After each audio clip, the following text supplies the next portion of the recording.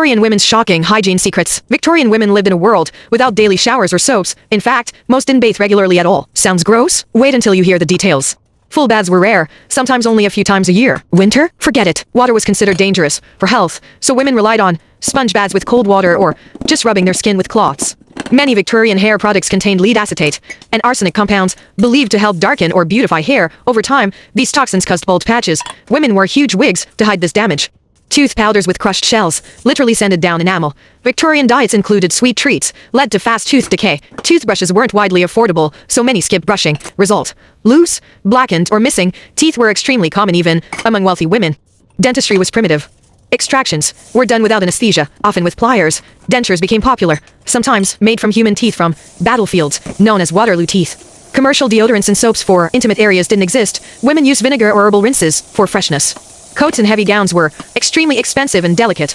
Washing them risked shrinkage or fading. Because of that, coats and dresses were rarely washed at all. Instead, women brushed dirt off with brushes and aired them by hanging near windows or in gardens.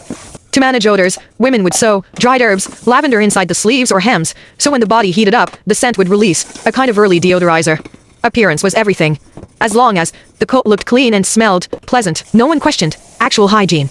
In those times, pale skin wasn't just fashionable, it was proof of wealth and respectability. But the way women achieved it was deadly. Face powders were made with lead carbonate, which slowly poisoned the body. It caused skin sores and even rotted the flesh beneath. Yet women kept applying more powder to cover the damage, creating a vicious cycle. Many swallowed arsenic tablets sold openly. They promised a pale, luminous look, but instead caused organ failure, hair loss, and sometimes death. Even freckles weren't spared. Women tried to burn them off with ammonia, sulfur, or acidic solutions, leaving scars behind.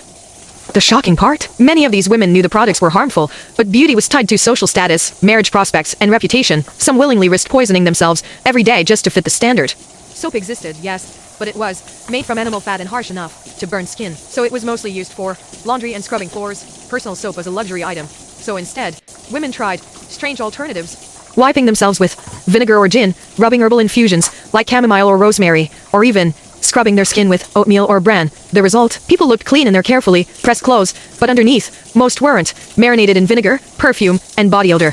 Even more shocking are the hygiene beliefs of the time. Many Victorians truly believed that dirt protected the skin, acting like a barrier against disease. Washing too often, they thought, would open up the pores and let sickness in. Doctors warned women against frequent bathing. In the Victorian mind, hygiene wasn't about being clean. It was about looking proper. So long as your clothes were tidy and you smelled of lavender, no one questioned how much dirt was hiding underneath. While Victorian women looked glamorous in gowns, behind the perfume and powders lay a very different reality. Rare baths, reused cloths, toxic makeup, and strange beliefs about dirt and disease. Today we should be grateful for soap, shampoo, toothpaste, and modern medicine.